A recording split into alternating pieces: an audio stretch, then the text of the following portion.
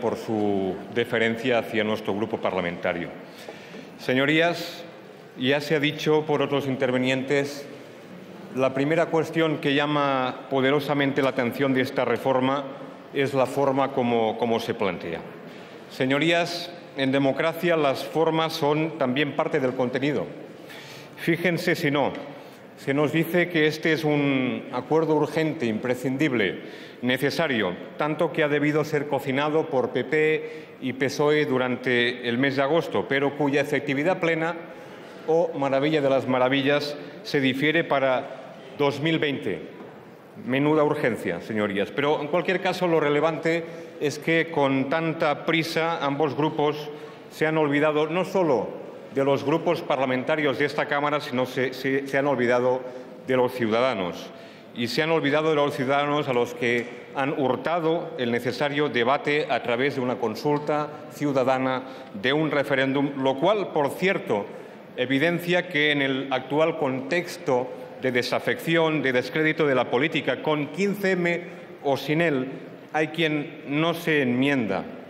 Hay, señorías, quien no quiere modificar este obsoleto sistema político que presenta, por lo visto, una absoluta falta de modernidad, de transparencia.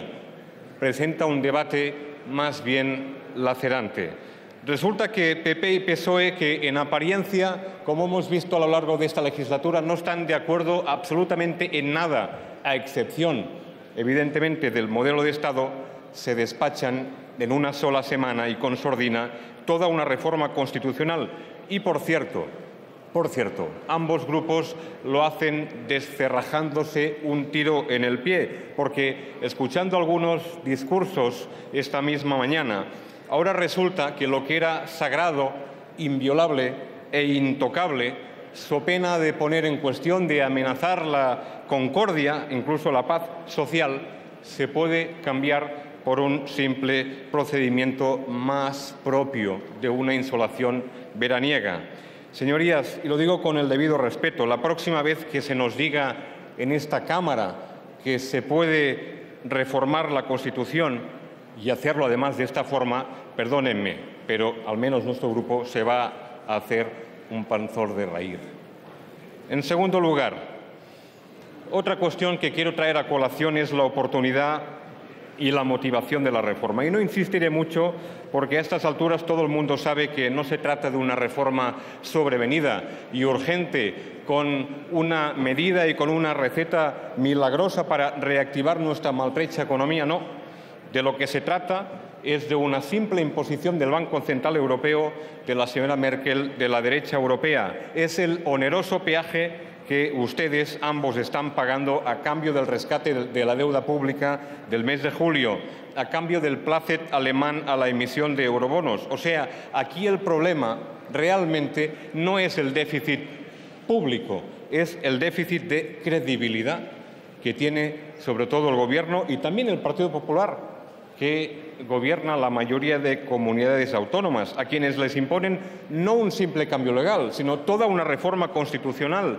no solo innecesaria, porque es una sobreactuación y una auténtica impostura. Ustedes saben perfectamente que con la Ley de Estabilidad y con el Plan Europeo de Estabilidad sería suficiente, pero no por innecesaria, además es una reforma ideológicamente muy peligrosa, porque sigue la pauta neocon de la derecha europea, porque además atiende lo que dicen los papeles de Faes y del señor Aznar, que es el auténtico padre de esta reforma, y porque ustedes van a petrificar en un texto constitucional un mecanismo rígido que va a impedir de cara al futuro poder atender con la necesaria flexibilidad cualquier situación de recesión económica y que además incidirá de forma muy negativa en capítulos como la inversión pública o el gasto social. O sea, están ustedes perpetrando, por decirlo de alguna forma, la auténtica aniquilación ideológica de las políticas neokeynesianas. Es el último golpe, señores del PSOE, que ustedes están asestándole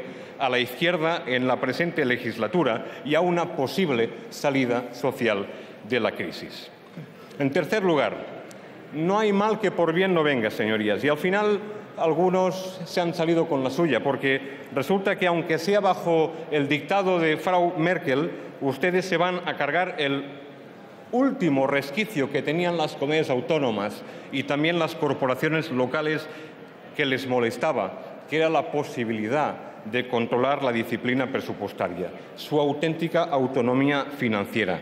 Además de que esta reforma impone un comportamiento fiscal homogéneo para todas las comunidades autónomas. Señorías, esta reforma prescinde absolutamente del hecho de que hay comunidades autónomas que tienen más competencias que otras. Incluso ello ha generado un histórico de deuda distinto. Da igual también en esta reforma si tienen o no superávit o déficit fiscal. Quiero recordar que si Cataluña fuera soberana fiscalmente tendría un superávit del 6% del PIB y ahora contrariamente tiene un 10% del PIB de déficit. Y en tercer lugar, tampoco les importa nada aparentemente si la estructura de gasto de las comunidades autónomas es más o menos rígida o indisponible, habiendo de destinar casi un 80% de su presupuesto a la política social, cosa que no debe hacer el Estado. Por tanto, ustedes le cargan nuevamente el muerto a las comunidades autónomas y punto. Y encima prevén y están hablando de la posibilidad de mayor déficit para las comunidades autónomas, para el Estado, que para las comunidades autónomas. Claro está que los centralistas, tanto el PSOE como el Partido Popular, no van a reconocer nunca que quien tiene mayor capacidad y margen para reducir el déficit es el Estado.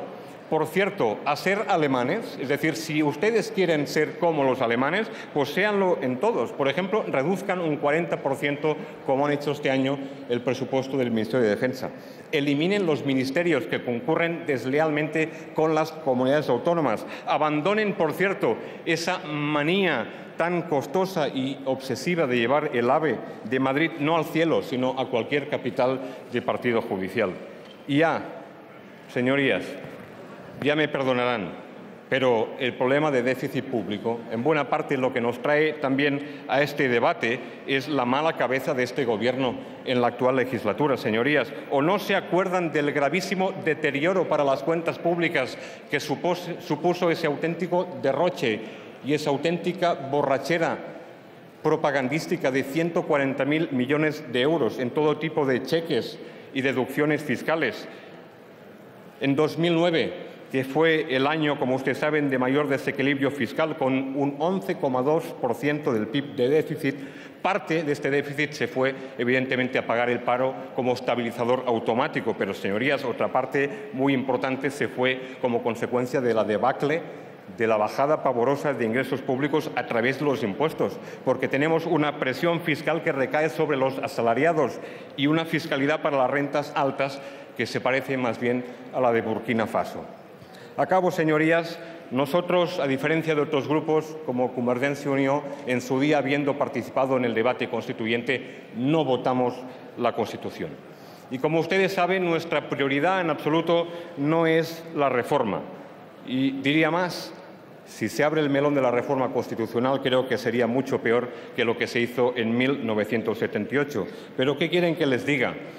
Como demócratas y como catalanes, que además pagamos impuestos y podemos exigir un trato justo y equitativo, no podemos concebir en ningún caso que la Constitución sea una especie de jaula colectiva, que solo se pueda manosear y reformar cuando ustedes, PP y PSOE, quieran, que cuando nosotros planteemos aspectos como el concierto económico, la autodeterminación o, por qué no, incluso la república, ustedes nos estigmaticen.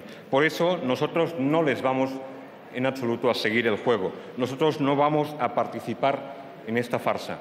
Nosotros no solo vamos a votar en contra, sino que no vamos en absoluto a legitimar este proceso. Y no se me ocurre mejor signo de desaprobación.